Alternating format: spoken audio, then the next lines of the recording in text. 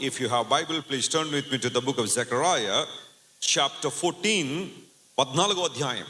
జకరియా గ్రంథం 14వ అధ్యాయం లేఖనాల నుంచి 17వ వచనాన్ని చదువుకుందాం. చూడండి, Zechariah chapter 14 and verse 17.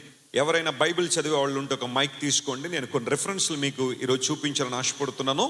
వాటిని మైక్లో చదవడానికి ప్రయత్నం చేయండి, సో దట్ అందరూ కూడా వాటిని ఫాలో అవుతారు. ప్రథమంగా నేను చదువుతాను ఈ మాటను. జకరియా గ్రంథం 14వ అధ్యాయం 17వ వచనం. లోకమందుండు కుటుంబములలో సైన్యములకు అధిపతియగు యెహోవా అను రాజునకు మ్రొక్కుటకై యెరూషలేమునకు రాని వారందరి మీద వర్షము కురవకుండును. ఈ మాట నాతో అందరూ చెప్పండి. యెరూషలేముకు రాకపోతే, చాలా మంది చెప్పట్లేదు, చెప్పాలి అందరూ. యెరూషలేముకు రాకపోతే వర్షం కురవదు. అదే మాట మీ ప్రక్కోళ్ళకు కూడా చెప్పండి ఒక మాట. చెప్పారా? యెరూషలేముకు రాకపోతే ఏం కురవదట? వర్షం కురవదు. ఏంటి దీనిలో ఉన్న ఆధ్యాత్మిక మర్మం ఏంటి? దేవుని వాక్యంలో అనేక ఆధ్యాత్మిక సంగతులు పొందుపరచబడి ఉన్నాయి. ఒక్కొక్క వచనంలోనే, ఒక్కొక్క మాటలోనే ఎన్నో ఆధ్యాత్మిక సంపదలు మనం నేర్చుకోవచ్చు. జకరియా గ్రంథం ప్రియులారా బైబిల్లో చాలా ప్రాముఖ్యమైన గ్రంథం. ఈ గ్రంథాన్ని ఎస్కటాలజీలో కూడా ఉపయోగిస్తారు.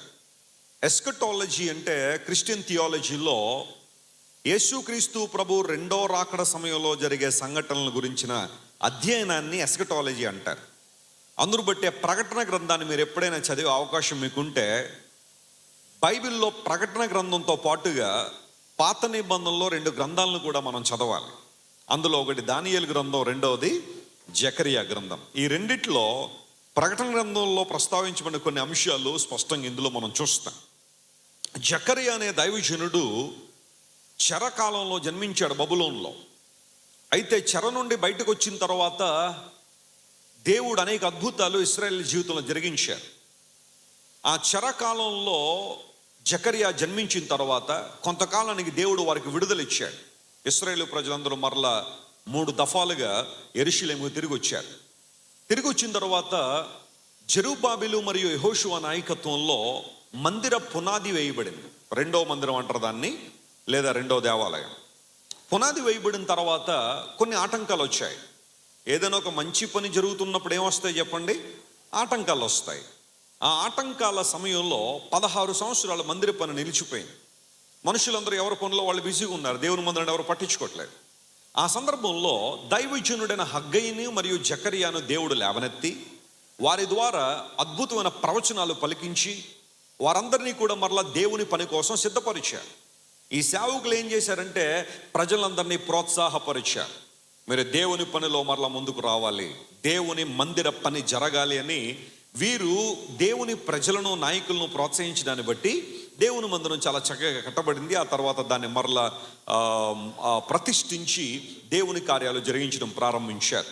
ఇది జకరియా గ్రంథానికి గురించిన కొంత వివరణ. అయితే చివరి అధ్యాయం దగ్గరికి వచ్చేసరికి మనం చదువుకున్న వాక్య భాగంలో దేవుడు తన ప్రజలందరితో మాట్లాడుతూ ఏమన్నాడంటే, మీలో ప్రతి ఒక్కరు కూడా యెరూషలేముకు రావాలి. ఎందుకు అంటే అక్కడ సైన్యములకు అధిపతి అయిన దేవుడు, ఆయనే మీకు రాజు. ఆయన్ను మొక్కడానికి, ఆయన్ను ఆరాధించడానికి మీరు యెరూషలేముకు రావాలి. ఒకవేళ ఎవరైనా యెరూషలేముకు రాని పక్షంలో వారి మీద ఏమి కురవదన్నాడు? వర్షం కురవదన్నాడు. ఇది మామూలు వర్షం గురించి మాట్లాడా? సర్వసాధారణంగా ఇక్కడ ఎవరైనా వర్షం తెలియని వాళ్ళు ఎవరైనా ఉన్నారండి? రెయిన్ గురించి తెలియని వారు ఎవరైనా ఉన్నారా? ఎవరు లేరు. అందరికీ వర్షం అంటే ఇష్టమే. ఇష్టమే కాదా?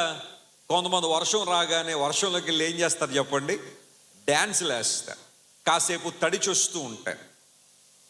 నాలాంటి వాళ్ళకి అవకాశం లేదనుకోండి. ఎందుకోసం అంటే ఒకసారి తడవగానే ఒకవేళ ఏ జలుబో దగ్గో వచ్చిందనుకోండి, వాకింగ్ చెప్పడానికి అవకాశం ఉండదు. కాబట్టి నాకు వర్షంలో తడవడం ఇష్టమైన, తడవడానికి అవకాశం లేదు. కానీ చాలామంది వర్షం వస్తే ఆనందిస్తారు. ఇంకొక మాట చెప్తాను, జాగ్రత్తగా గమనించండి. ఇంగ్లీష్లో ఈ పదాన్ని మీరు వినుంటారు, పెట్రికోర్ అనే పదం. ఎప్పుడైనా విన్నారా మీరు? పెట్రికోర్ అనే పదం, దాని అర్థం ఏంటంటే వర్షం రాగానే బాగా ఎండిన నేల మీద వేసవకాలం అంతా భూమి అంతా ఎండి ఎండి ఉన్న తర్వాత ఒక్కసారి వర్షం కురవగానే ఆ మట్టి, ఆ వర్షపు బిందువులు పడి అలా దుమ్ము పైకి లేస్తుంది. ఆ స్మెల్ చాలా బాగుంటుందా బాగోదా చెప్పండి? చాలా బాగుంటుంది. కొంతమంది ఇంకా ఆపుకోలేక కొంత మట్టి తినేసేవాళ్ళు కూడా ఉంటారట. అంత ఇష్టం అనమాట ఆ స్మెల్. దాన్ని ఇంగ్లీష్లో పెట్రికోర్ అంటారు. అంటే వర్షం పడగానే వచ్చే ఆ స్మెల్ చాలా బాగుంటుంది, చాలా బాగుంటుంది. గర్భిణీ స్త్రీలకి కొన్ని క్రేవింగ్స్ ఉంటాయా ఉండవా? గర్భం ధరించిన స్త్రీలకి అనుభవం కదా. కొంతమంది బియ్యం తినేస్తూ ఉంటారు. బియ్యం అరగమమ్మా తినద్దమ్మా అన్నగానే ఎందుకో ఆ క్రేవింగ్ వచ్చేస్తుందని. కొంతమందికి ఐస్ క్రీమ్లు క్రేవింగ్ ఉంటుంది. కొంతమందికి కొన్ని పుల్లటి వస్తువులు, పుల్లటి పండ్లు కానీ లేకపోతే పదార్థాలు ఏమైనా తినాలనే క్రేవింగ్ ఉంటుంది. మా ఏరియాలో ఒక ఆమె ఉంటుంది. ఆమె గర్భిణీగా ఉన్నప్పుడు ఈమెకి క్రేవింగ్ వచ్చిందంటే మట్టి తినేయాలని, వర్షం కురవగా నీళ్ళు మట్టి తినేస్తూ ఉండేది. సో ఇలాంటివన్నీ ఉంటాయి అనుకోండి. ఆఫ్ కోర్స్ వర్షం తెలియని వారు ఎవరు లేరు. ఏ షావా ఆర్ రెయిన్, హిబ్రూ భాషలో గెషన్ అనే పదం వాడారు వర్షానికి. దేవుడు అన్నాడు, ఎవరైతే యెరూషలేముకు వస్తారో, రాజును ఆరాధిస్తారో, రాజును గణపరుస్తారో, సైన్యములకు అధిపతి అయిన యెహోవాను కీర్తిస్తారో వారి మీద వర్షం ఉంటుంది, వారి మీద వర్షం కురుస్తుంది అని బైబిల్లో రాయబడింది. నేను ఈ అంశాన్ని ఈరోజు కొంచెం క్లుప్తంగా ధ్యానం చేస్తాను. ఎందుకోసం అంటే ఈ టాపిక్ని కొన్ని రోజుల పాటు మనం ధ్యానం చేయొచ్చు బైబిల్ స్టడీగా తీసుకుంటే, కానీ అంత సమయం లేదు కాబట్టి కొన్ని విషయాలు, ఒక 3 ప్రాముఖ్యమైన విషయాలు నేను బైబిల్లోంచి మాట్లాడి నా సందేశాన్ని ముగిస్తాను. 3 రకాల వర్షాల గురించి మీతో మాట్లాడతాను ఈరోజు.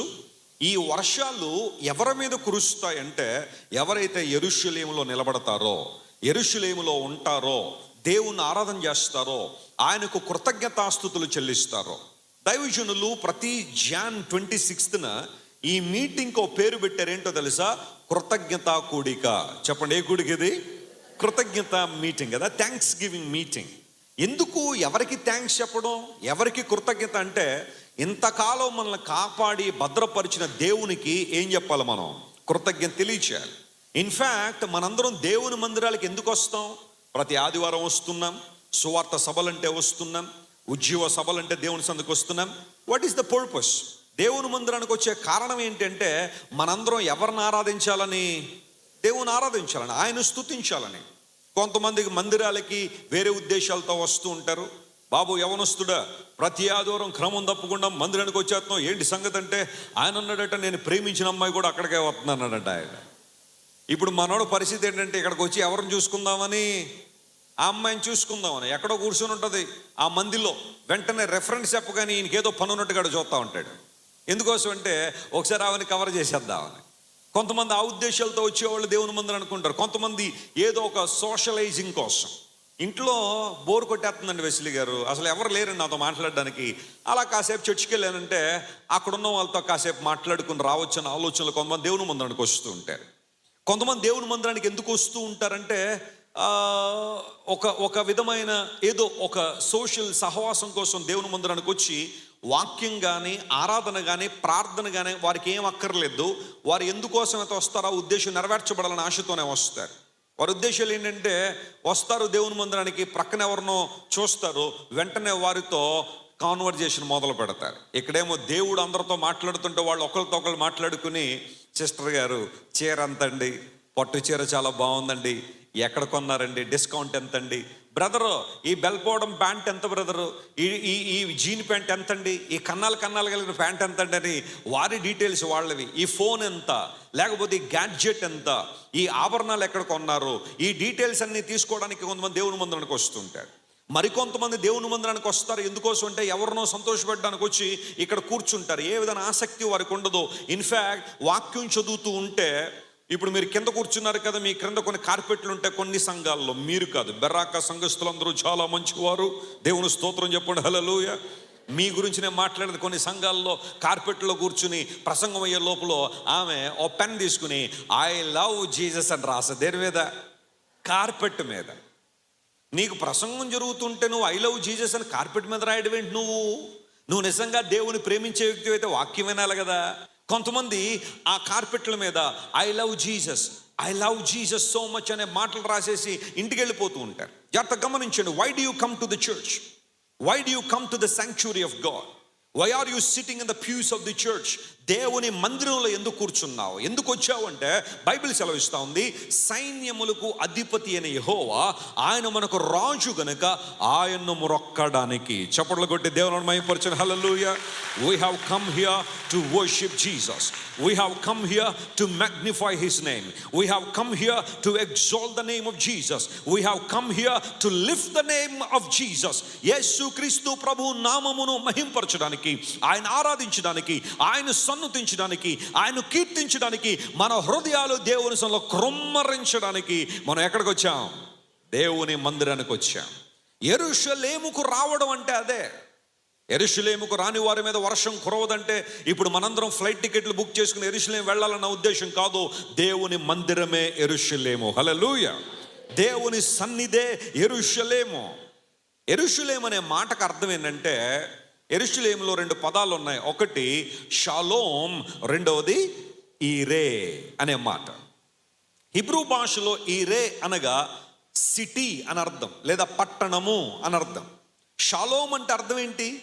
సమాధానం అని అర్థం. ఇప్పుడు యెరూషలేం అంటే అర్థం ఏంటంటే సమాధాన పట్టణము, సమాధాన పట్టణం. ఈ ఆధ్యాత్మిక యెరూషలేం అనగా దేవుని సంఘము, దేవుని మందిరము, దేవుడు మనకిచ్చిన ఆలయము. దీన్ని మనం ఆధ్యాత్మికమైన యెరూషలేముగా మనం భావిస్తే, యెరూషలేముకు రాని వారి మీద ఏముండదట? వర్షం ఉండదట. దాన్ని ఎలా మాట్లాడుకుందాం? ఎవరైతే యెరూషలేములో నిలిచి ఉంటారో వారి మీద ఏం కురుస్తుంది? వర్షం కురుస్తుంది. Hallelujah. And what kind of rain it is. అది ఎలాంటి వర్షము అనేది బైబిల్లోంచి నేను మూడు విషయాలు నేను చెప్పి నా సందేశాన్ని ముగింపులో తీసుకొస్తాను. మొట్టమొదటి వర్షాన్ని ఆలోచించేద్దాం. చూడండి, పరిశుద్ధ గ్రంథాలు మనం తెరిస్తే బైబిల్లో మొదటి వాన గురించి ఒక మాట నేను చూశాను. ద్వితీయోపదేశకాండము 32వ అధ్యాయం 2వ వచనం మనం చదువుతున్నాం. The first rain is mentioned here in Deuteronomy chapter 32 and verse 2. 32వ అధ్యాయం 2వ వచనం చదువుతున్నాం. చదవండి. నా ఉపదేశము వానవలే కురియును, నా వాక్యము మంచు వలెను, లేత గడ్డి మీద పడు చినుకుల వలెను, పచ్చిక మీద కురియు వర్షము వలెను ఉండను. అందరూ నా వైపు చూడండి. మొదటి వర్షం ఏంటి అంటే దీన్ని ఉపదేశ వర్షం అందాం. చెప్పండి, ఏ వర్షం ఇది? ఉపదేశ వర్షం. నా ఉపదేశము వానవలే కురియును. ఉపదేశము అంటే అర్థం ఏంటి? అదేదో దేశం అంటే మనకు తెలియదని అంటున్నారా? చెప్పండి, ఉపదేశం అంటే అర్థం ఏంటి? ఇన్స్ట్రక్షన్. ఇంగ్లీష్లో దాన్ని ఇన్స్ట్రక్షన్ అన్నారు. బోధ లేదా దేవునికి సూచనలు. ఆయన మాటలు మన మీద ఎలా కురుస్తాయట? వర్షంలా కురుస్తాయట. యెరూషలేములో ఎవరైతే ఉన్నారో, దేవుని ఎవరైతే స్తుతిస్తున్నారో, ఎవరైతే ఆయన గణపరుస్తున్నారో వారికి కలిగే మొదటి ప్రయోజనం ఏంటంటే దేవుని ఉపదేశం మన మీద ఎలా కురుస్తుందట? వాన వలె కురుస్తుంది, వర్షం వలె కురుస్తుంది. దేవుని ఉపదేశం మనందరికీ ప్రయోజనకరమా కాదా?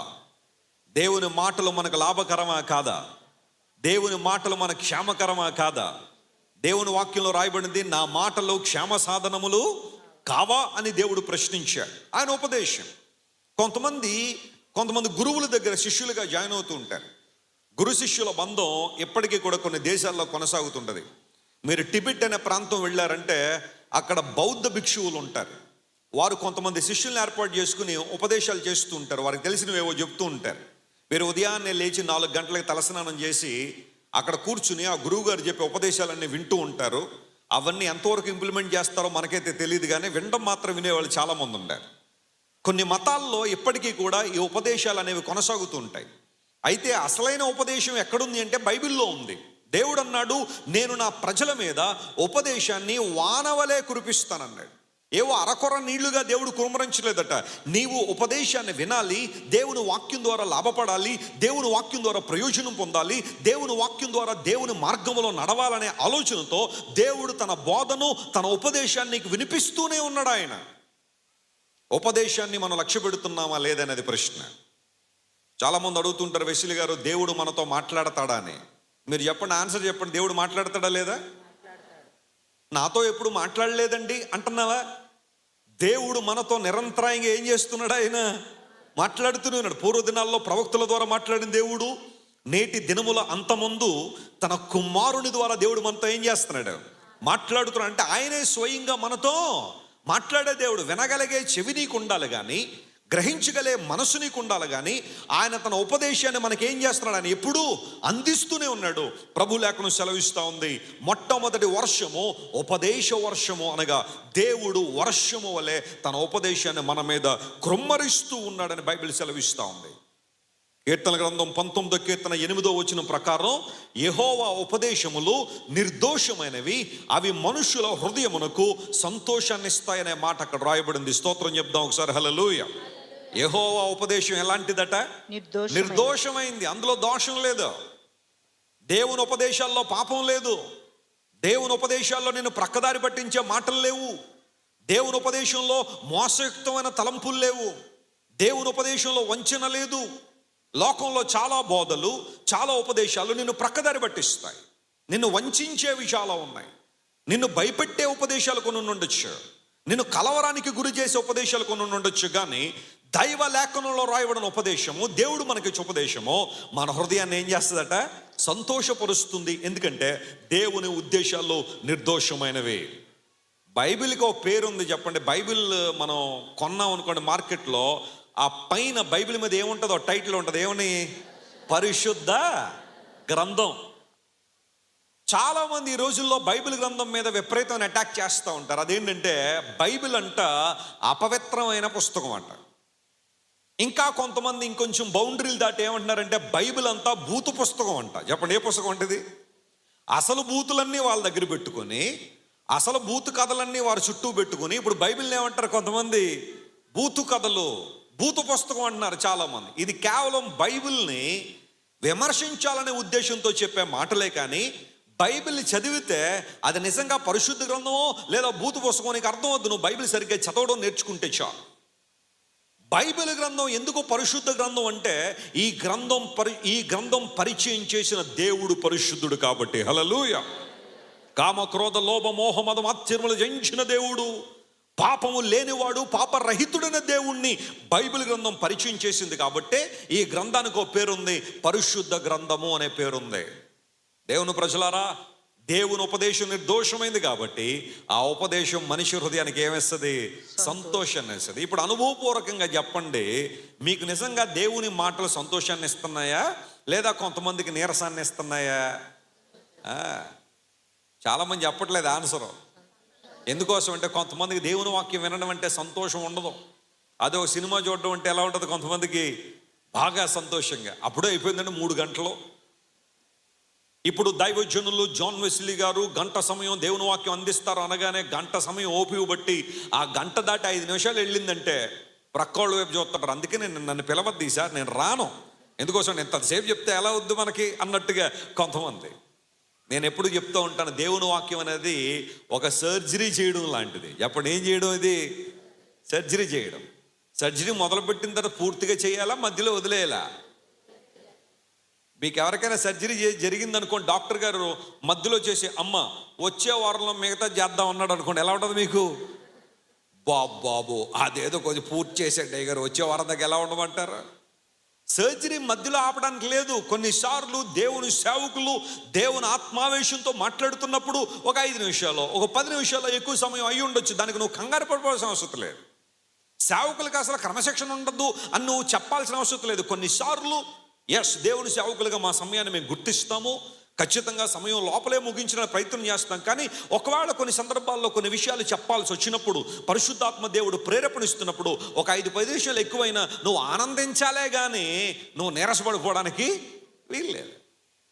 దేవుని ఉపదేశాలు ఒక నిజమైన క్రైస్తవునికి ఎప్పుడు సంతోషాన్ని ఇస్తాయి, ఆనందాన్ని ఇస్తాయి. దేవుని ఉపదేశం అలాంటిది. అందును బట్టే ప్రభు అన్నాడు, యెరూషలేములో ఉన్న వారి మీద లేదా యెరూషలేములో దేవుని ఆరాధించే వారి మీద వర్షం కురుస్తుంది. అలా యెరూషలేముకు రాకపోతే ఈ వర్షాన్ని నువ్వు అనుభవించలేవు, ఈ వర్షాన్ని నువ్వు ఎక్స్పీరియన్స్ చేయలేవు. ఉపదేశం అనే వర్షాన్ని దేవుడు మనకి ఇస్తున్నాడు.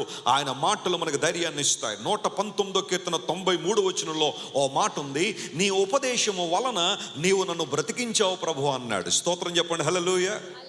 నీ ఉపదేశం నన్ను ఏం చేసింది? బ్రతికించింది. మనందరం మన పాపముల చేత అపరాధముల చేత చచ్చిన స్థితిలో ఉన్నప్పుడు దేవుని మాటలు మనల్ని ఏం చేశాయి? బ్రతికించాయి. యేసయ్య మాట మన బ్రతికించే మాట. చప్పట్లు కొట్టి దేవుని మహిమపరచండి. హల్లెలూయా. లోకంలో చాలా మాటలు నిన్ను నాశనానికి గురి చేస్తాయేమో, లోకంలో చాలా మాటలు నిన్ను నాశనానికి నడిపిస్తాయేమో, నిన్ను ప్రక్కదారిలో నడిపిస్తాయి. కానీ దేవుని ఉపదేశము నిన్ను బ్రతికించే ఉపదేశం. నీ ప్రాణాత్మ దేహములను మూలుగులను విభజించినంత మట్టుకు దూరే దేవుని వాక్యము నిన్ను బ్రతికిస్తుంది గనుక వాక్యానికి చోటిచ్చేవారు ఆత్మలో జీవిస్తారు. Praise the Lord. Mark Cahill అన్న దేవుని సేవకుడు కాలిఫోర్నియా రాష్ట్రంలో ఒకసారి దేవుని వాక్యం చెప్పడానికి వెళ్తే ఆయన ఒక హోటల్లో ఆయనకు అకామిడేషన్ ఏర్పాటు చేశారు. ఆయన కారు ఎక్కి బయటకు వస్తూ ఉంటే ఆ డోర్ దగ్గర, గేట్ దగ్గర ఒక గేట్ కీపర్ ఉన్నాడు. అతను ఒక యంగ్స్టర్, ముఖం అంతా విచారంతో ఉంది. మీటింగ్ వెళ్ళి వచ్చిన తర్వాత దేవుని సేవకుడు ఆ వ్యక్తి దగ్గరికి వచ్చి, బాబు ఒక 5 నిమిషాలు నీతో మాట్లాడొచ్చు అన్నాడు. తప్పనిసరిగా సార్, నా డ్యూటీ అయిపోయిన తర్వాత మీ దగ్గరికి వస్తాను, మాట్లాడండి. అతని యొక్క డ్యూటీ అయిపోయిన తర్వాత దేవుని సేవకుని కలిసి మాట్లాడడానికి రమ్మన్నారు కదండి, వచ్చాను అన్నాడు. దేవుని సేవకుడు అడిగాడు, బాబు నీ ముఖాన్ని చూస్తుంటే చాలా విచారంగా ఉంది, నువ్వేదైనా సమస్యతో పోరాడుతున్నావా, ఏదైనా ఇబ్బందులు ఉన్నావంటే ఆ ప్రశ్న అడగగానే ఆ యవనస్తుడు ఏడవడం మొదలుపెట్టాడు. ఎందుకు బాబు ఏడుస్తున్నావు, ఏంటి సంగతి? అయ్యా, నేను యవన కాలంలో కొంతకాలం క్రింద ఒక అమ్మాయిని ప్రేమించాను. కొన్ని నెలల క్రితం ఆ అమ్మాయి నాకు బ్రేకప్ చెప్పేసింది. అంటే ఇంక నీతో ఉండనని చెప్పేసింది. నేను అంత ఈజీగా బ్రేకప్ని తీసుకోలేకపోతున్నాను. ఆ అమ్మాయి అయితే చాలా చక్కగా మూవ్ ఆన్ అయిపోయింది. విదిన్ 1 డేలో లేదా 1 వీక్లోనే తన జీవితం ఏంటో తను చూసుకుని ముందుకు వెళ్ళిపోతుంది. కానీ నేను తనని సిన్సియర్గా లవ్ చేసేసానేమో, నేను ఆ బ్రేకప్ని తీసుకోలేకపోతున్నాను.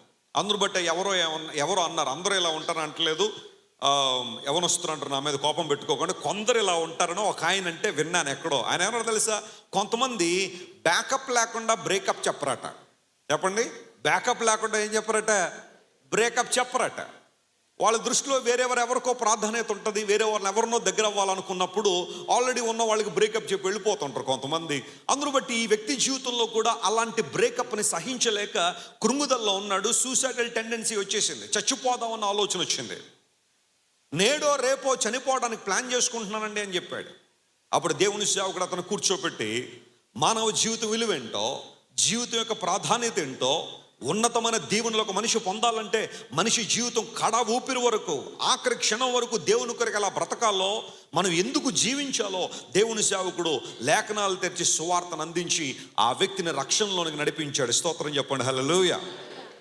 రక్షణలోనికి నడిపించిన తర్వాత ఆ యవనస్తుడు అడిగాడు, అయ్యా నేను ఆ వ్యక్తి యొక్క జ్ఞాపకాల్లోంచి బయటకు రాలేకపోతున్నాను. కళ్ళు మూసినా కళ్ళు తెరిచినా ఆమె గుర్తొస్తుంది, లేదా ఆ యవనస్తురాలే గుర్తొస్తుంది. నేను వీటి నుండి బయటపడాలంటే నాకేదైనా మార్గాన్ని ఉపదేశిస్తారా అని అడిగితే, మార్క్ క్యాహిల్ అనే దేవుని సేవకుడు తన దగ్గర ఉన్న ఒక బైబిల్ తీసి, ఒక ఎక్స్ట్రా బైబిల్ అతని దగ్గర ఉంటే అది తీసి, మిత్రమా ఈ వాక్యాన్ని మనస్ఫూర్తిగా చదువు, హృదయపూర్వకంగా దేవుని వాక్యాన్ని చదువు, దేవుడు నీతో మాట్లాడతాడు, నీవు ఆ పాత జ్ఞాపకాల నుంచి విడుదల పొందుతావని సేవకుడు అతనికి బైబిల్ ఇచ్చిన తర్వాత 6 నెలల తర్వాత మరలా సేవకుడు ఆ ప్రాంతానికి వస్తే ఈ యవనస్తుడు అందరికన్నా సంతోషంగా కనబడ్డాడట. స్తోత్రం చెప్పండి, హల్లెలూయా. సేవకుడు అడిగాడు, ఏమైంది సహోదరుడా, ఎంత ఆనందంగా ఉన్నావు? అయ్యా మీరు చెప్పిన మాట ఫలించిందండి. దేవుని ఉపదేశాలు నన్ను బ్రతికించాయి, దేవుని వాక్యము నన్ను బ్రతికించింది. ఆ పాత జ్ఞాపకాల్లోంచి విడుదల పొంది క్రీస్తు ప్రభునే నా శ్వాసగా, ఆయన్నే నా ధ్యాసగా చేసుకుని బ్రతుకుతున్నాను, ఆనందంతో జీవిస్తున్నాను. Thank you so much for introducing me the word of God that made me alive. నన్ను బ్రతికించిన దేవుని వాక్యాన్ని నాకు పరిచయం చేసినందుకు మీకు వందనాలు అని చెప్పాడు. చప్పట్లు కొట్టి దేవుని మహిమపరచండి, హల్లెలూయా. ప్రియమైన బిడ్డ, నీ జీవితంలో నీ పాస్ట్ లైఫ్ నుండి నువ్వు బయటకు రాలేకపోతున్నావా? నీ పాత జ్ఞాపకాల నుంచి నువ్వు బయటకు రాలేకపోతున్నావా? పాత బంధకాల నుంచి నువ్వు బయటకు రాలేకపోతున్నావా? పాప బానిసత్వం నుంచి నువ్వు బయటకు రాలేకపోతున్నావా? ఎవరినో మర్చిపోలేకపోతున్నానండి, వేటినో మర్చిపోలేకపోతున్నానండి, నా జీవితం అంతా కూడా కలవరంతో ఉంది, ఆందోళనతో ఉంది అంటే, come to the word of God, come to the instruction given by the lord to all of us through Bible. ఈ ఉపదేశం ఎలాంటిదంటే నిన్ను నన్ను బ్రతికించే ఉపదేశం. హల్లెలూయా. ఆ కారణాన్ని బట్టి లేఖనాలు సెలవిస్తున్నాయి, యెరూషలేముకు రాని వారి మీద వర్షం కురవదు, కానీ యెరూషలేములో ఎవరైతే నిలబడతారో వారి మీద దేవుని ఉపదేశము అనే వర్షం ఏం చేస్తుంది చెప్పండి? కురుస్తూ ఉంది. దేవుని మాటలు వినడం ద్వారా మనందరికీ ప్రయోజనమే కానీ ఏనాడు కూడా మనకేమి లేదు చెప్పండి, నష్టం లేదు. గలిలయ సముద్ర తీరాన యేసు ప్రభు సంచారం చేస్తూ ప్రజలందరికీ దేవుని మాటలు చెప్పాలని ఆయన వచ్చారు. మీరు ఇంటికి వెళ్ళిన తర్వాత లోకాసు వార్త 5వ అధ్యాయం చదివితే ఆ ప్రారంభంలో ఈ మాటలన్నీ ఉంటాయి. One of the most familiar passages in the Bible గ్రంథంలో మనందరికీ తెలిసిన వాక్య భాగాలు ఇది కూడా ఒకటే. రాత్రంతా పేతురు శ్రమ పడ్డాడు, కానీ ఒక్క చేప కూడా ఏం చేయలేదు, సంపాదించలేదు. ఒక్క చేప కూడా దొరకలేదు. కానీ యేసు ప్రభు అక్కడికి రావడం, పేతురు దోనిలో నిలబడి ప్రజలందరికీ సువార్త బోధించడం. ఆ తర్వాత పేతురుని దేవుడు ఏమన్నాడంటే, నువ్వు లోతుకు నీ దోణిని నడిపించి వలవేయి అని ఎప్పుడైతే దేవుడు చెప్పాడో, పేతురు అన్నాడు, ప్రభువా నీ మాట చొప్పున, నీ ఉపదేశం చొప్పున నీవు సెలవిచ్చావు గనుక నీ మాటను గౌరవించి నేను వెళ్తున్నాను అని వెళ్ళాడు. నిరుత్సాహంతో తిరిగి వచ్చాడా? చెప్పండి, పేతురు నిరుత్సాహంతో తిరిగి వచ్చాడా? రాత్రంతా ప్రయాసపడ్డాడు, కానీ ఒక్క చేప దొరకలేదు. కానీ దేవుని మాటకు లోబడగానే ఎన్ని దోణిల నిండా చేపలు వచ్చాయి? 2 దోణెలు. దేవుని స్తోత్రం చెప్దాం, హల్లెలూయా. అంటే దేవుని మాటకు మనం లోబడితే, ఉపదేశానికి మనం లోబడితే ఖచ్చితంగా మన జీవితంలో ఫలాన్ని చూస్తాము, దేవునికి అనుగ్రహాన్ని చూస్తాము. We will experience God's favor when we honor God's instruction. దేవుని ఉపదేశానికి మనం లోబడినప్పుడు దేవుని యొక్క ఆశీర్వాదాన్ని, ఆయన ఫలాన్ని మన జీవితంలో స్పష్టంగా చూస్తాం. 2 దోణెల నిండా చేపలు తీసుకొచ్చాడు. ఏ వాన మన మీద కురవాలి అంటే ఉపదేశ వాన కురవాలి. దేవుని యొక్క వర్షము మన మీద కురుస్తుంది అనగా మొట్టమొదటిగా ఉపదేశ వర్షాన్ని దేవుడు మన మీద కుమ్మరిస్తానని వాగ్దానం చేశాడు. 2వ విషయం దగ్గరికి వద్దాం. చూడండి, దేవుడు మన మీద ఎలాంటి వర్షాన్ని కుమ్మరించాలని ఆశపడుతున్నాడు. మనం దేవుని ఆరాధించడానికి యెరూషలేముకు వచ్చినప్పుడు, సైన్యములకు అధిపతి అయిన యెహోవాను రాజును ఆరాధించడానికి వచ్చినప్పుడు ఎలాంటి వాన మన మీద కుమ్మరించబడుతుంది, ఎలాంటి వర్షం మన మీద కుమ్మరించబడుతుంది అనగా, మొదటిది ఉపదేశ వర్షము కుమ్మరించబడింది. 2వది ఏంటంటే యెహెజ్కేలు గ్రంథం 34వ అధ్యాయం 26వ వచనం మనం చదువుదాం. యెహెజ్కేలు గ్రంథం 34వ అధ్యాయం 26వ వచనం చదివితే దానిలో ఈ మాట రాయబడింది, వారిని నా పర్వతము చుట్టుపట్ల స్థలములను దీవెనకరంగా చేస్తాను. ఋతువుల ప్రకారము వర్షము కురిపించెదను. దీవెనకరముకు వర్షములు కురియును. ఆ మాట అండర్లైన్ చేసుకోండి. ఏ వర్షాలంటే ఇవి? దీవెనకరమగు వర్షములు కురియును. స్తోత్రం చెప్దాం ఒకసారి. దీనికి ఒక పేరు పెడదాం. మొట్టమొదటిగా the rain of instruction, and here it is the rain of blessing. దేవుని దీవెన అనే వాన. ఎంతమందికి కావాలి ఇది? ఎంతమందికి అవసరం దేవుని దీవెనలో?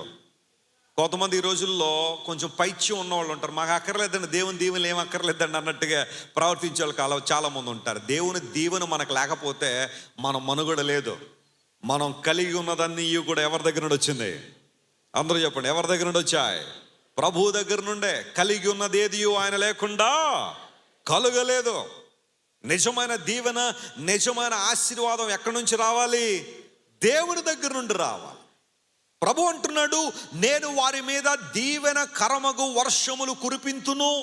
The rain of God's blessing, దేవుని ఆశీర్వాదాలనే ఈ వర్షాన్ని ఈ రోజు ఇక్కడ కూర్చున్న ప్రతి ఒక్కరూ అనుభవించుదురుగాక. ఒకవేళ ఎంతవరకు నీ జీవితం శాపగ్రస్తంగా ఉందేమో, ఒకవేళ ఎంతవరకు నీ జీవితంలో వెసిలిగారో, ఏ విధంగా దీవెన అనుభవించలేకపోతున్నారండి. ఎటు చూసినా గొర్రెకు బెత్తెడు తోకలేక జీవితం ఉండిపోయింది. కుటుంబంలో దీవెన లేదు, వ్యాపారంలో దీవెన లేదు, ఉద్యోగంలో దీవెన లేదు, పర్సనల్ లైఫ్లో దేవుని ఆశీర్వాదం పొందలేకపోతున్నాను.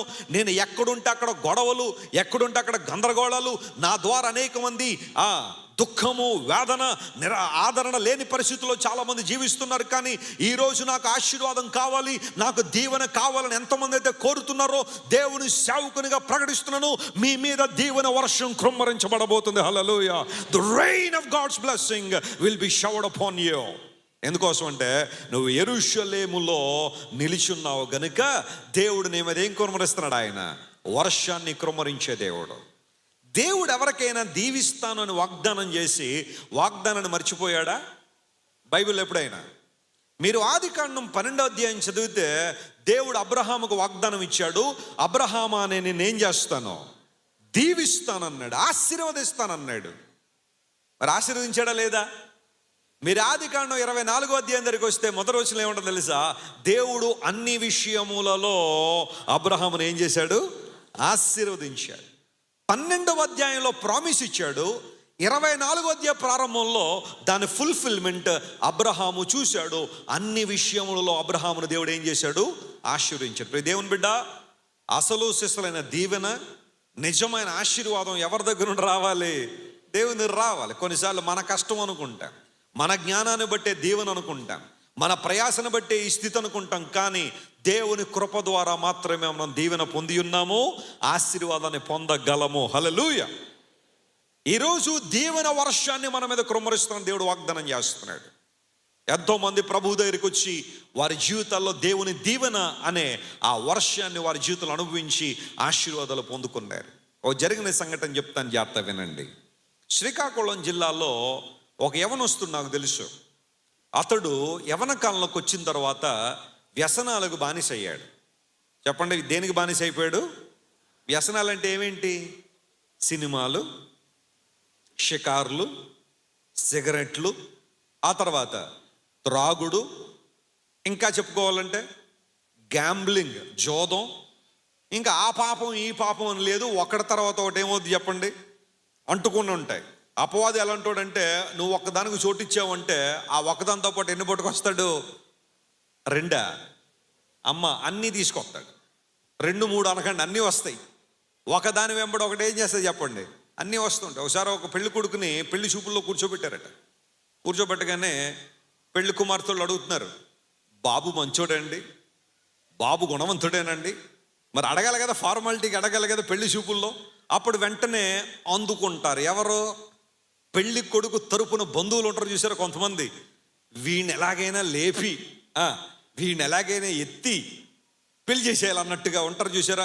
అప్పుడు మొదలు, మావాడండి, భారతదేశంలో మీరు భూతద్దం పెట్టి వెతికిన మావాడంత గుణవంతుడు ఇంకెవరో దొరకరండి, మీ అదృష్టం అంతే మావాడు దొరకడం అంటే అని అందుకొని వాడి గురించి చెప్తా ఉంటే వాడు అనుకుంటాడు, నా గురించైనా చెప్తున్నారు వీళ్ళందరూ, వేరే ఎవరి గురించైనా చెప్తున్నారా అనే డౌట్ వాడికి కూడా వచ్చేస్తుంది. ఎందుకంటే వాడికి కూడా తెలుసు వాడంత గుణవంతుడు కాదని.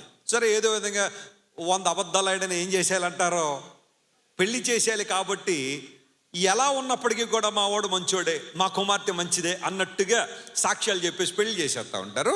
అలాంటి పెళ్లి జరుగుతున్నప్పుడు ఆ పెళ్లి చూపుల్లో ఈ పెళ్లి కుమార్తె తరపు వాళ్ళు అడిగారు, ఏమండి అబ్బాయికి ఏమన్నా అలవాట్లు ఏమన్నా ఉన్నాయా అని అడిగారు.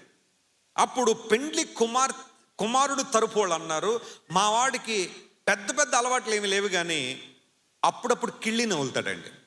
చెప్పండి, ఏమి నవ్వుతాడట? కిళ్ళి, పాన్ వేసుకుంటాడండి. అవునా అండి?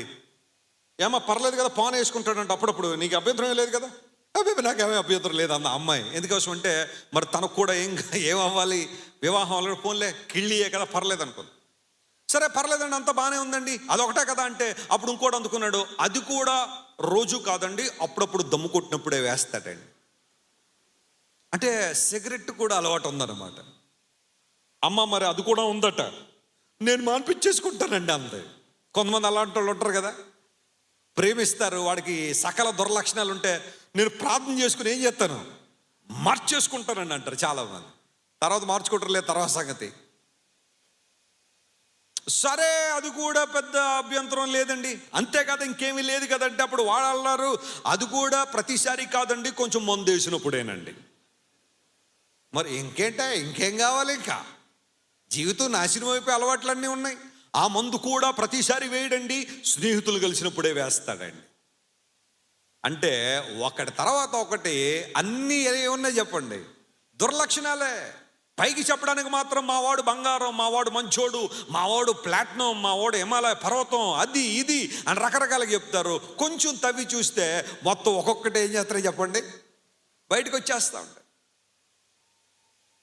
పేరుకు తగిన జీవితం చాలామందికి ఉండదు, పేరుకు తగిన జీవితం చాలామందికి ఉండదు. అలాంటి పరిస్థితుల్లో ఈ యవనస్తుడు కూడా సకల వ్యసనాలకి లోనైపోయి ప్రాముఖ్యంగా త్రాగుబోతుతనానికి బానిసైపోయి త్రాగడానికి డబ్బులు లేక అప్పులు చేయడం ప్రారంభించాడు.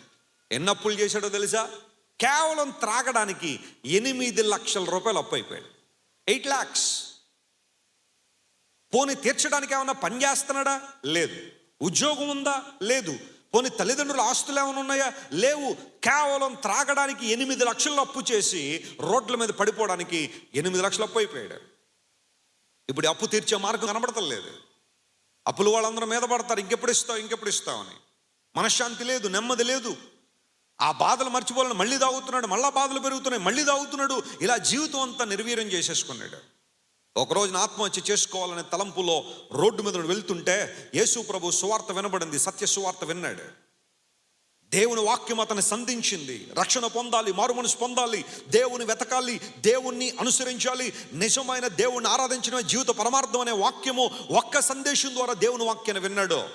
ఆ రోజు ఎందుకో తన జీవితాన్ని ప్రభువుకి ఇచ్చేయాలనిపించింది. ప్రభు ప్రేమను తెలుసుకున్నాడు. ఆ రాత్రి జరుగుతున్న ప్రార్థనలో మోకాళ్ళను తన జీవితాన్ని యేసయ్యకి అప్పగించాడు. దేవుని నామమునకు స్తోత్రం కలుగును గాక. ప్రభువుకు తన జీవితాన్ని అప్పగించాడు. ఆ తర్వాత దేవుని సేవకులతో కలిసి దేవుని మందిరంలో కలిసి ఆరాధించి ప్రభువులో కొనసాగుతున్నప్పుడు ఒకరోజు దేవుని సభలో ప్రార్థన చేశాడు. ప్రభువా, నిన్ను అంగీకరించాను కానీ నా 8 లక్షల రూపాయల అప్పు అలాగే ఉందని, ఇప్పుడు దాన్ని ఏం చేయమంటావు అని అడిగాడు. దేవుడు అన్నాడు, నువ్వు కష్టించి పని చేసి అప్పు తీర్చాయి. ఏం పని చేయమంటావు ప్రభువా? దేవుడిచ్చిన తలంపును బట్టి ఆ ఏరియాలో ఒక పిండి మర పెట్టుకున్నాడు. ఒక పిండి మర అతను పెట్టుకుని ఒక ఫ్లవర్ మిల్ పెట్టుకున్నాడు. దాంతో అతను డబ్బు సంపాదించాలనుకున్నాడు. జాగ్రత్తగా మరి ఎక్కడ మోపు చేశాడో తెలియదు, కొంచెం డబ్బులు తీసుకొచ్చి పిండి మర పెట్టాడు. సిన్సియర్గా పిండి ఆడుతున్నాడు. వారు ఏదైతే గ్రెయిన్స్ పంపిస్తూ ఉన్నారో చాలా చక్కగా పిండిగా చేసి వాటిని ఇస్తూ ఉంటే అందరూ లైన్లో నిలబడేవారు ఇతని దగ్గరే ఆ పిండి ఆడించుకోవాలనే ఆలోచనలో. అలా వస్తున్న సంపాదనలో దేవునికి ఇవ్వాల్సిన భాగం దేవునికి ఇచ్చాడు, ప్రక్కన పెట్టేశాడు. మిగతా భాగంలో పొదుపుగా జీవించి కొంత అప్పులు తీర్చేయడం ప్రారంభించాడు. సార్, ఇంత వడ్డీలు కట్టలేనండి, మీరు నాకు ఇచ్చింది ఇంత కాబట్టి ఇంతే తిరిగి ఇస్తానని బతుమాలుకున్నాడు, కన్విన్స్ చేశాడు. ఏదో విధంగా అప్పులు తీర్చాడు. దేవుని నామానికి మహిమ కలుగును గాక. 1 ఇయర్లో 8 లక్షల అప్పులు క్లియర్ అయిపోయినాయి. దేవుని నామానికి స్తోత్రం చెప్పండి. ఒక్కసారి తన జీవితాన్ని ప్రభువుకు అప్పగించిన తర్వాత దేవుడు అంచెలంచెలుగా అతన్ని ఆశీర్వదించడం, దీవించడం మొదలు పెడితే అలా దేవుడు అతన్ని తన సేవలో కూడా వాడుకుంటున్నప్పుడు ఒక రోజున మారుతి షోరూమ్కి వెళ్ళాడు. మారుతి ఆమ్ని వ్యాన్ ఒకటి ఉంటుంది, అంబులెన్స్లు వాడుతూ ఉంటారు, చిన్న వ్యాన్ ఒకటి ఉంటుంది. అది కొన్నాడు. కొని పాస్టర్ గారి ఇంటికి వచ్చాడు. ఆ గ్రామంలో పాస్టర్ గారు సైకిల్ మీద తిరిగి సువార్త సేవ చేస్తూ ఉంటారు. ఆ పాస్టర్ గారి ఇంటికి వచ్చాడు. సార్, ప్రార్థన చేయండి వ్యాన్ కోసం అన్నాడు. పాస్టర్ గారు ప్రార్థన చేసిన తర్వాత ఆ కీస్ అతని చేతిలో పెట్టి ఈ వ్యక్తి నడుచుకుంటూ వెళ్ళిపోతున్నాడు ఇంటికి. పాస్టర్ గారు పిలిచాడు, తమ్ముడా ఎక్కడికి వెళ్ళిపోతున్నారో వ్యాన్ వదిలేసి? ప్రార్థన చేయించుకున్నావు, వ్యాన్ ఎందుకు తీసుకెళ్తలేదంటే అక్కడి నుంచి అన్నాడు, అది నాకు కాదు మీకే అన్నాడు. స్తోత్రం చెప్పండి, హల్లెలూయా. మీకే సువార్త సేవలో వాడండి, దాన్ని ప్రభు పరిచయలో వాడండి. ఒకనాడు మరణ పంచున పడిపోయిన నన్ను దేవుడు లేవనెత్తి ఈరోజు నీ స్థానంలో ఉంచాడు. I would like to be a blessing to God's ministry. Pastor గారు 2 గ్లాసులు నీళ్ళు తాగేశాడు. ఆయన ఎందుకోసం అంటే ఎక్స్పెక్ట్ చేయలేదు. అతను చూసినప్పుడల్లా వీడెందుకు పనికిరాడు, వీడు దేనికి పనికిరాడని అందరి చేత ముద్ర వేయబడిన ఆ యవనస్తుడు ఆ రోజు అంత గొప్ప పని చేసినప్పుడు పాస్టర్ గారు కూడా ఆశ్చర్యపోయారు. దేవుడు ఆ వ్యక్తిని ఆశీర్వించడం మాత్రమే కాకుండా ప్రతి ఏటా ఆ గ్రామంలో సభలు పెట్టిస్తాడు. ఏ వాక్యం అయితే నన్ను మార్చిందో, ఏ వాక్యం అయితే నన్ను నిలబెట్టిందో, ఏ వాక్యం అయితే అప్పులు ఊపులోంచి నన్ను బయట తీసుకొచ్చిందో, ఏ వాక్యం అయితే మరణ పంచుల నుంచి నన్ను వెనక్కి తీసుకొచ్చిందో, ఆ వాక్యాన్ని అందరూ వినాలా, అందరూ ప్రభువుని తెలుసుకోవాలి, దేవుని ప్రేమలో ప్రతి ఒక్కరు కొనసాగాలని ప్రతి ఏటా సభలు పెట్టించి అనేక మందిని ప్రభువులో తీసుకొచ్చాడు. ఇది కాదా ఆశీర్వాదం అంటే? చప్పట్లు కొట్టి ప్రభువును మహిమపరచండి. హల్లెలూయా. God can restore your life, my friend. ఈరోజు నీవు కూడా రకరకాల సమస్యలు ఇరుక్కుపోయావు. నీ మూర్ఖత్వాన్ని బట్టి, నీ దుష్టత్వాన్ని బట్టి, నీ యొక్క గర్వాన్ని బట్టి, లేదా అదుపు లేని నీ జీవితాన్ని బట్టి ఇబ్బందుల్లోకి నువ్వు పడిపోయావా? Come back to Jesus today.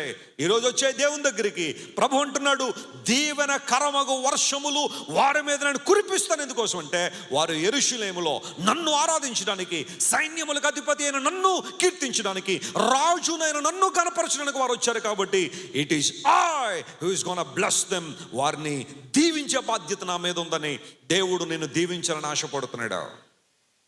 నా పరిచర్య ప్రారంభంలో 2001 సంవత్సరంలో ప్రియులారా స్ప్లెండర్ బైక్తో నా పరిచర్య ప్రారంభించాను. ఏనాడు అవి కావాలి ఇవి కావాలని దేవుని సన్నిధిలో గొంతెమ్మ కోరికలు కోరలేదు నేను. కానీ ఒకటే ప్రార్థన చేస్తా, ప్రభువా నాకు ఏది అవసరమో అది మీరు అనుగ్రహించే దేవుడు గనుక నీకు స్తోత్రం. హల్లెలూయా. దేవుడు నా ప్రార్థన ఆలకించాడు. పరిచర్యను అభివృద్ధి చేశారు. అంచెలంచెలుగా దేవుడు ఏది కావాలో, ఏది అవసరమో దేవుడు అనుగ్రహిస్తూ తన పరిచయను ఈ రోజున ప్రపంచవ్యాప్తంగా చేయడానికి, అనేక దేశాల్లో నిలబడి దేవుని గురించి మాట్లాడడానికి, ప్రభు సువార్తను ప్రకటించడానికి దేవుడు గొప్ప కార్యాలు జరిగించాడు. ఇది కాదా ఆశీర్వాదం? నేను యవన కాలంలో ఉన్నప్పుడు ఒక ఏవియేషన్ ఇంజనీర్ అయిపోవాలనుకున్నాను. ఏవియేషన్ ఇంజనీరింగ్ అంటే విమానాలు తయారు చేయడం, విమానాలు డిజైన్ చేసే ఆ ఇంజనీరింగ్ డిపార్ట్మెంట్ ఏవియేషన్ ఇంజనీరింగ్ అంటారు. ఒకవేళ అది మిస్ అయితే ఏదైనా కారణాన్ని బట్టి కనీసం పైలట్ అన్న అయిపోవాలనుకున్నాను. పైలట్ అంటే డిగ్రీ చదివిన తర్వాత పైలట్గా ట్రైనింగ్ తీసుకుంటే పైలట్ అయిపోవచ్చు. కనీసం పైలట్ అన్న అయిపోవాలనుకున్నాను. అలాంటి ఆలోచనలు కలిగిన నన్ను నా 19వ సంవత్సరంలో దేవుడు తన సేవకు పిలిచాడు. నా కుమారుడను నా సేవ చేయాలా, నా కోసం వాడబడాలా, నేను చాలా బలంగా వాడుకుంటాను ప్రపంచవ్యాప్తంగా దేవుడు వాగ్దానం చేస్తే, ప్రభువా నన్ను వదిలే ప్రభువా, నేను ఎందుకు నాయన? 600 కోట్ల మంది అప్పుడు జనాభా, ఇప్పుడు ఎంతమంది అయ్యారు? 800 కోట్ల మంది జనాభా పెరిగారు. అప్పుడు 600 కోట్ల మంది ఉండేవారు. 600 కోట్ల మందిలో నువ్వు ఎవరినైనా వాడుకోవచ్చు కదా ప్రభువా, నన్నే ఎందుకు పిలుస్తున్నావని దేవుని సన్నిధిలో బార్గెయిన్ చేసేవాడిని. కానీ దేవుడు అన్నాడు, John Wesley, I have a plan for you. నీ జీవితాన్ని నాకు సమర్పించగలిగితే నీ ఊహకు మించి నేను నిలబెడతాను, వాడుకుంటానని దేవుడు వాగ్దానం చేశాడు. ఈరోజు నేను ఏమై ఉన్నానో అది కేవలం దేవుని కృప ద్వారా మాత్రం అయి ఉన్నాను. హల్లెలూయా. అనేక ప్రాంతాల్లో దేవుని కోసం నిలబడి లక్షలాది మందికి సువార్త ప్రకటించే భాగ్యాన్ని దేవుడు ఎందుకు ఇచ్చాడో తెలుసా? నా దేవుడు నా మీద దీవెనకరమ వర్షాలు ఏం చేశాడు? ఆయన కురిపించాడు. ఈరోజు ప్రకటిస్తున్న దేవుని బిడ్డ, ఇక్కడ కూర్చున్న ప్రతి ఒక్కరు ఎవరైతే వాక్యానికి లోబడుతున్నారో, దేవుని ఆరాధించడానికి, ఆయన గణపరచడానికి యెరూషలేములో నిలబడుతున్నారో, రాజైన ప్రభువుని గణపరచడానికి, సైన్యములకు అధిపతి అయిన దేవుని కీర్తించడానికి ఎవరైతే యెరూషలేములో నిలబడుతున్నారో వారి మీద సంపూర్ణమైన దీవెన వర్షము కుమ్మరించబడును గాక. హల్లెలూయా. మీరు ఇంటికి వెళ్ళిన తర్వాత ఆదికాండం 49వ అధ్యాయం మీరు చదివితే అక్కడ యాకోబు తన బిడ్డలందరినీ ఆశీర్వదిస్తూ ఉన్నాడు, లేదా అంత్య దినాల్లో వారి జీవితాల్లో జరిగే విషయాల గురించి మాట్లాడుతున్నాడు. ఆ ప్రక్రియలో ఎక్కువ వచనాలు ఎవరికి డెడికేట్ చేయబడ్డాయో తెలుసా? యోసేపుకు డెడికేట్ చేయబడ్డాయి. అఫ్ కోర్స్ యూదా కూడా ఎక్కువ మాటలు యూదా గురించి కూడా రాయబడ్డాయి. కానీ యోసేపు గురించిన మాటలు చాలా అద్భుతంగా ఉంటాయి. యోసేపు ఫలించడు కొమ్మ అన్నాడు. హల్లెలూయా. చెప్పండి, యోసేపు ఎలాంటి కొమ్మ? ఎండిపోయిన కొమ్మ అన్నాడా? మోడు వారిన కొమ్మ అన్నాడా? యోసేపు ఎలాంటి కొమ్మట? ఫలించడు కొమ్మ. మీరు ఇంటికి వెళ్ళిన తర్వాత ఆ మాట నుండి చదివితే యోసేపు మీద ప్రకటించబడిన దీవెనలు ఎంత గొప్పగా ఉంటాయంటే, మింట నుండి దీవెనలు, ఆ తర్వాత భూమి అగాధ జలముల నుంచి ఏమొస్తాయంట? దీవెనలు. అంటే పైనుండి దీవెనలు, క్రింద నుండి కూడా దీవెనలు యోసేపు అనుభవిస్తాడని యాకోబు ప్రవచించాడు. దేవుని ప్రజలారా, నువ్వు మొదట ఆధ్యాత్మికంగా దీవెన పొందితే ఆ వెంబడి దేవుడు అన్ని విషయాలు నేను ఏం చేస్తాడు? ఆయన అభివృద్ధి పొందిస్తాడు. మొట్టమొదటిగా మింట దీవెనలు అంటే పైనుండి వచ్చే దీవెనలు. రెండవది భూ సంబంధమైన ఆశీర్వాదాలు కూడా దేవుడు మనకిస్తాడు. అందును బట్టే యెరూషలేములో నిలిచిన వారికి దేవుడు ఏమిస్తానన్నాడు? దీవెనకరమగు వర్షాన్ని ఇస్తాను అని దేవుడు వాగ్దానం చేశాడు. మన యొక్క జీవితాల్లో అనేక మందికి ఆశీర్వాదకరంగా, దీవెనకరంగా ఉండాలనే దేవునికి ఆలోచన. నా జీవితంలో అలాంటి అనుభవంలోకి రావాలని ప్రభు ఆశిస్తున్నాడు. ఆయన మనల్ని దీవించువాడు గనుక ఆయన ప్రేమలో మనం వర్ధిల్లాలి. రూతు గ్రంథంలో ఒక మాట మీకు పరిచయం చేస్తాను, చూడండి. గ్రంథాలు తెరుద్దాం. రూతు గ్రంథం 3వ అధ్యాయం 10వ వచనం తీయండి. ఒక మాట, రూతు గ్రంథము 3వ అధ్యాయము 10వ వచనంలో లేఖనాల్లో చక్కని మాట రాయబడింది. ఆ మాటను ఒక్కసారి మనం చదువుకుందాం. ఏమనుంది అక్కడ? అతడు, నా కుమారి, యెహోవా చేత నీవు దీవెన నొందిన దానవు, క్రొద్ది వారినే గాని గొప్పవారినే గాని యవనస్తుల్ని వెంబడింపక ఉండుట వలన నీ మునుపటి సత్ప్రవర్తన కంటే వెనుకటి సత్ప్రవర్తన మరి ఎక్కువైనది. ఈ వచనాన్ని మనం చూస్తే, అతడు నా కుమారి, నువ్వు ఎవరి చేత దీవెన పొందావు? అందరూ చెప్పండి, ఎవరి చేత? యెహోవా చేత దీవెన పొందావు. ఈ మాటలు మాట్లాడుతుంది ఎవరు? ఎస్, థ్యాంక్ యూ సిస్టర్, చాలా గట్టిగా చెప్పారు, మంచిగా. బోయజు మాట్లాడుతున్నాడు. బోయజు గురించి బైబిల్లో ఇవ్వబడిన మంచి నిర్వచనం ఏంటంటే, అతడు ఆస్తిపరుడట.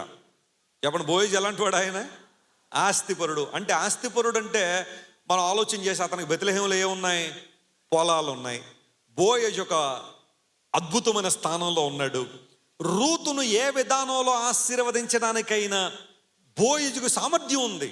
అలాంటి బోయజ్ ఏమన్నాడు తెలుసా?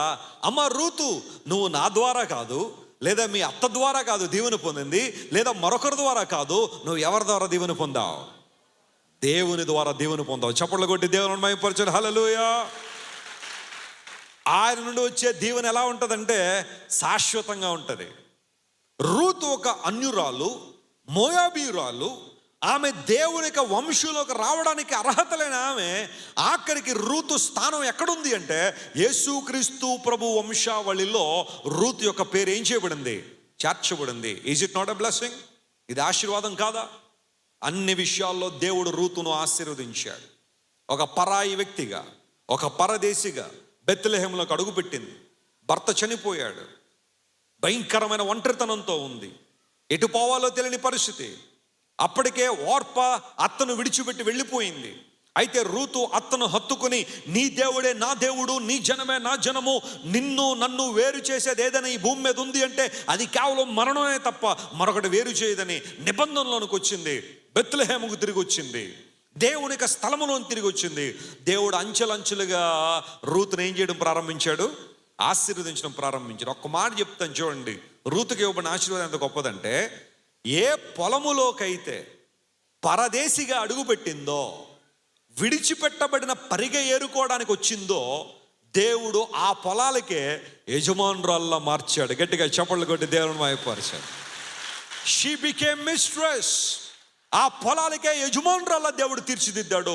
ఉన్నతమైన ఆశీర్వాదం దేవుడు ఆమెకి ఇచ్చాడు. ఈరోజు దేవుని బిడ్డ, యవనస్తురాలా జాగ్రత్త వినో, తమ్ముడా వినో. ఈరోజు నువ్వు కష్టపడుతున్నావు, ప్రయాసపడుతున్నావు.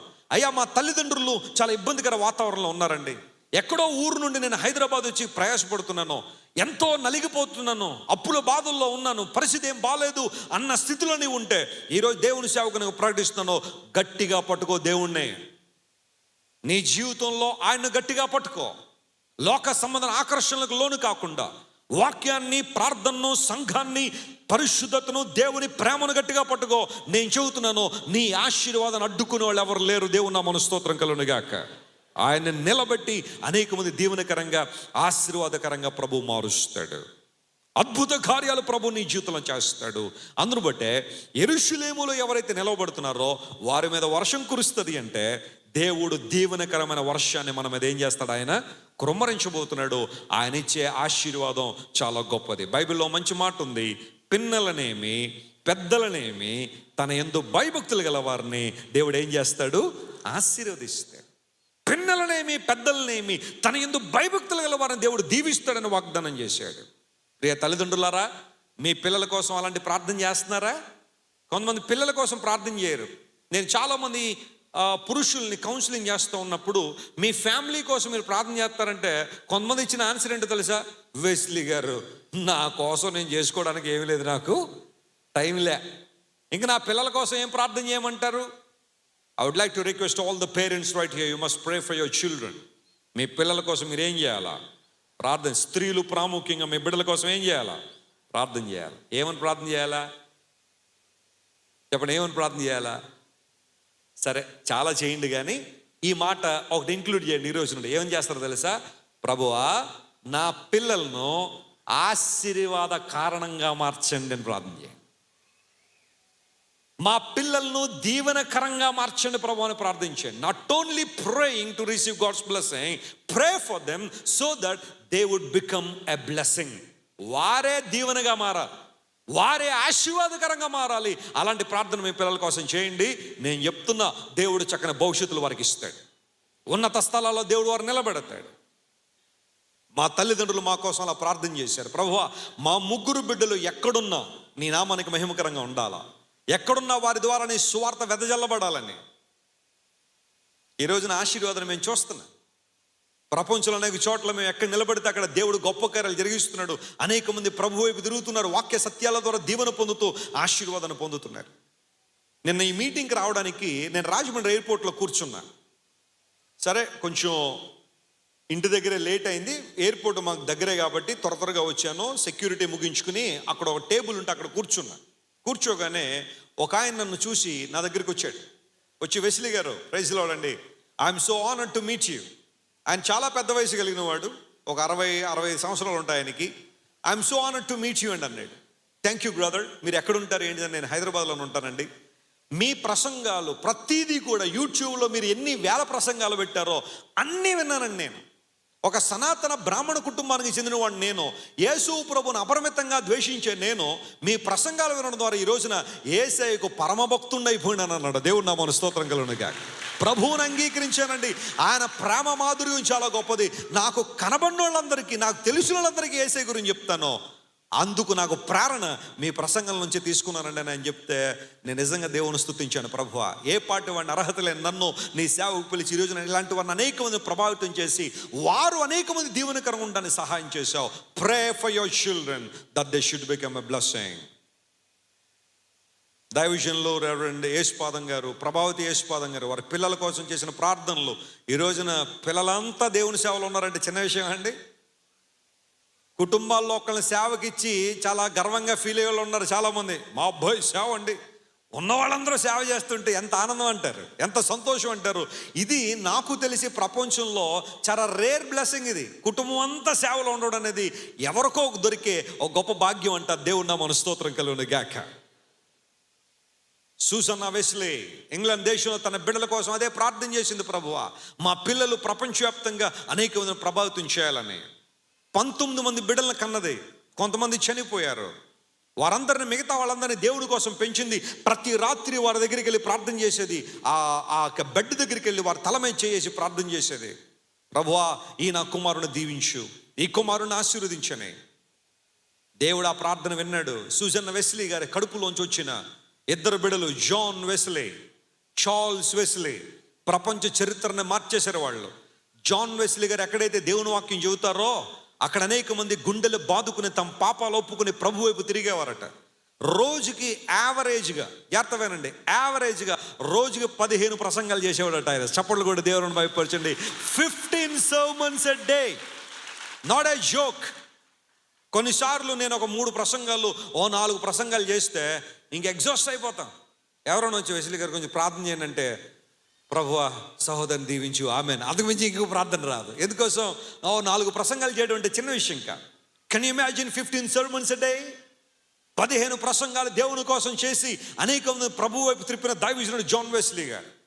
ఇంకా చార్ల్స్ వెస్లీ గురించి నేను చెప్పక్కర్లా. తన లైఫ్ టైంలో చార్ల్స్ వెస్లీ గారు 9,000 పాటలు రాశాడట. చప్పట్లు కొట్టి ప్రభునామమును మహిమపరచండి. 9,000 songs have been written by Charles Wesley. అంటే అన్నయ్య గారేమో ప్రసంగాల ద్వారా, తమ్ముడు గారేమో పాటల ద్వారా ఏం చేశారు? అనేక మందిని ప్రభావితం చేశారు. దేవుని బిడ్డలారా, మనం ఎక్కడుంటే అక్కడ దేవునికి దీవెనకరంగా, దేవుని రాజ్యానికి దీవెనకరంగా, కుటుంబానికి ఆశీర్వాదకరంగా, సంఘానికి దీవెనకరంగా, అనేక మందికి ప్రయోజనకరంగా ఉందుము గాక. బెరాకా మినిస్ట్రీస్లో ఉన్న ప్రతి ఒక్కరి మీద దీవెన అనే వర్షము సమృద్ధిగా కృమ్మరించబడిన గాక. ఈ 2026 సంవత్సరంలో మునుపెన్నడూ చూడని దీవెనలు, ఆశీర్వాదాలు మీలో ప్రతి ఒక్కరూ చూచుదురు గాక. నమ్మిన వారు గట్టిగా స్తోత్రం చెప్పండి. హల్లెలూయా. మీరు అనేక మందిని ప్రోత్సహించేవారుగా, సంఘాన్ని ప్రోత్సహించేవారుగా దేవుడి మీ గుప్పిలిని నింపును గాక. యెరూషలేములో నిలబడిన వారికి మొట్టమొదటిగా ఉపదేశ వర్షం, రెండవది దీవెన వర్షం. 3వ మాట చెప్పి నేను ముగిస్తాను, సమయం అయిపోయింది.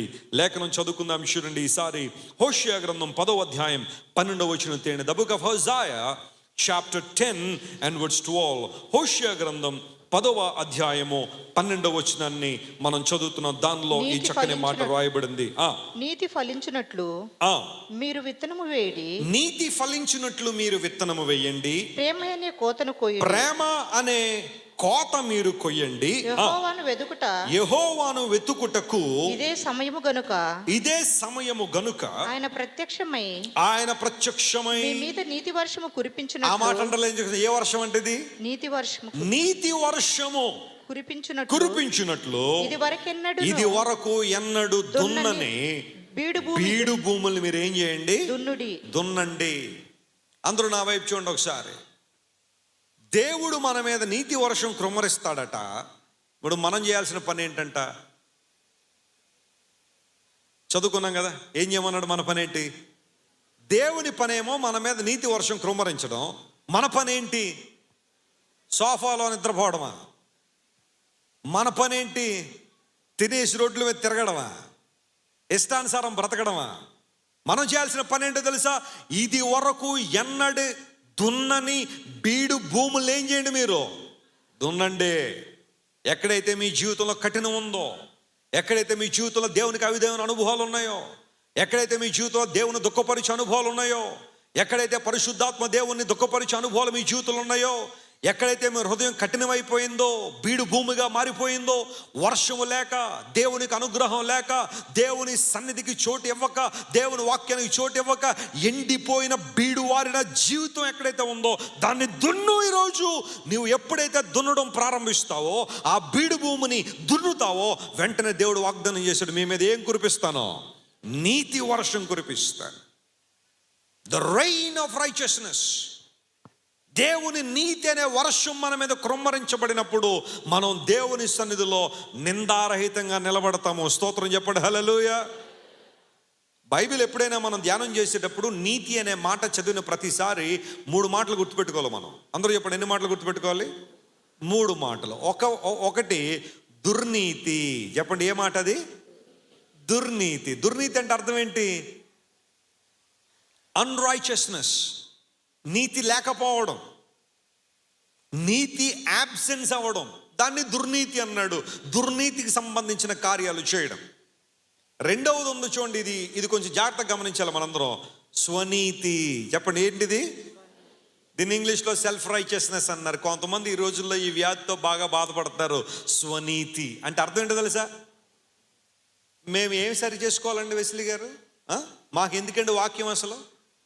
అది ఆ సహోదరి బాగా పాపాలు చేస్తుంది కాబట్టి ఆవిడకి కావాలి వాక్యం. మేము పుట్టుకునుండి ఎవరమండి? చెప్పాలి గట్టిగా. మేము పుట్టుకునుండి ఎవరమండి? క్రైస్తవులండి. మా ఇంట్లో ఎన్ని బైబిళ్ళు ఉన్నాయండి? 10 బైబిళ్ళు ఉన్నాయండి. మేము ప్రతి ఆదివారం క్రమంగా ఎక్కడికి వెళ్ళిపోతామండి? దేవుని మందిరానికి వెళ్ళిపోతామండి.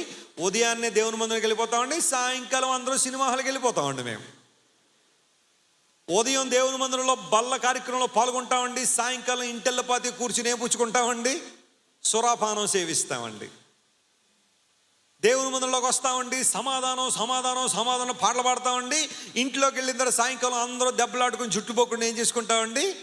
కొట్టుకుంటామండి. ఇదేనా నీ జీవితం? స్వనీతి. చాలా మందిలో నేను మంచోడిని, నా కులం మంచిది, నా మతం మంచిది, నా ఫ్యామిలీ మంచిది, నా బ్యాక్గ్రౌండ్ చాలా గొప్పది. మన స్వనీతి దేవుని దృష్టిలో ఎలాంటిదట? మురికి గొడ్డల్ లాంటిది అన్నాడు. మన రైచియస్ డీడ్స్ దేవుని దృష్టిలో మురికి గొడ్డల్లా ఉన్నాయి.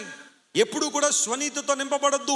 బైబిల్లో శాస్త్రులు పరిచయుల్లో ఎప్పుడు కూడా ఏముందో తెలుసా? ఈ స్వనీతి అడ్డొచ్చింది.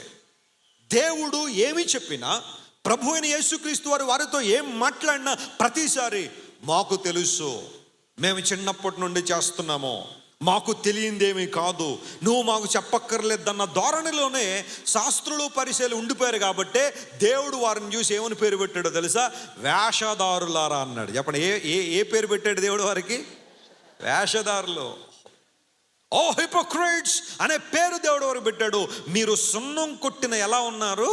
సమాధుల్లో ఉన్నారు. సున్నం కొట్టిన సమాధులు ఎలా ఉంటాయి? పైకి చాలా బాగుంటాయి కదా, కలకలలాడుతూ. రంగులు వేసారంటే కొంతమంది ఈస్టర్ పండగ రాగానే వారి ఫ్యామిలీ మెంబర్ సమాధులు ఏమైనా ఉంటే వీళ్ళు ఏమేసేస్తుంటారు చెప్పండి? కలర్ వేస్తారు. వేయద్దని అని అంటలా, వేయండి పర్లేదు, వాళ్ళని మీరు ప్రేమించాలనుకుంటే అలాంటి పనులు చేయండి. కానీ కొంతమంది ఆ కలర్ వేయడం వల్లే మా వాడు పరలోకంలో ఉంటాడు అనుకుంటారు. అది పొరపాటు. వాడు ఎక్కడికి వెళ్ళాలో అప్పుడే డిసైడ్ అయిపోయింది. నువ్వేం కంగారు, నువ్వు కూతులు ఎట్టినంత మాత్రాన, పూలదండలు వేసినంత మాత్రాన, రంగులు వేసేసి భక్తుడు పరలోకమునకు ఏగును అని రాసినంత మాత్రాన అయ్యగారికి ఏమి ట్రాన్స్ఫర్లు ఉండవు అక్కడ.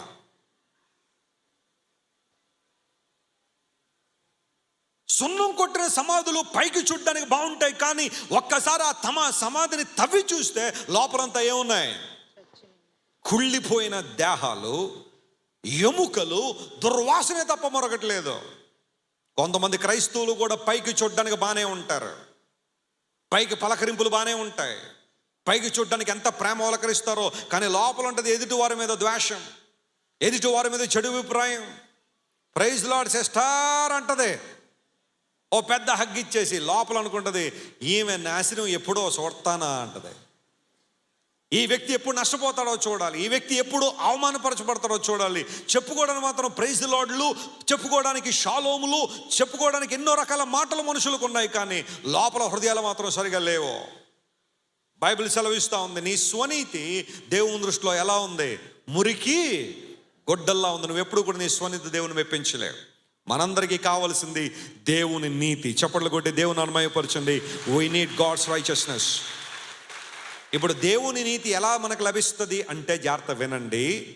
మనం పాపులు అని గుర్తించి, దేవుని దూరంగా బ్రతుకుతున్నామని గుర్తించి ప్రభు దగ్గరికి వచ్చి, ప్రభువా నీవు సిలువలో చేసిన ఆ త్యాగం మీద నేను ఆధారపడుతున్నాను. నా భక్తి నా శక్తి కాదు, కేవలం నీ మీదే నేను ఆధారపడుతున్నాను. నీవే నా ఆశ్రయము, నీవే నా ఆధారము, నా ప్రాణాన్ని రక్షించడానికి లోకానికి వచ్చిన దేవుడు నీవే అని యేసు ప్రభు సిలువ త్యాగం మీద ఎవరైతే విశ్వాసం ఉంచుతారో, దేవుని వాక్యం సెలవిస్తూ ఉంది, దేవుడు వారిని నీతిమంతులుగా తీర్చిదిద్దాడని బైబిల్లో. We are justified by faith. ఎప్పుడైతే దేవుని నీతితో మనం నింపబడ్డామో, నీతి వస్త్రముల చేత మనం కప్పబడ్డామో, ఇప్పుడు దేవుని సన్నిధిలో నిలబడ్డానికి మనకేముంది చెప్పండి? అధికారం ఉంది. ఆయన తండ్రి, అబ్బా అని పిలిచే అవకాశాన్ని దేవుడు మనకిచ్చాడు. దేవుని నీతి ఆయన ముందు మనల్ని నిలబెట్టింది.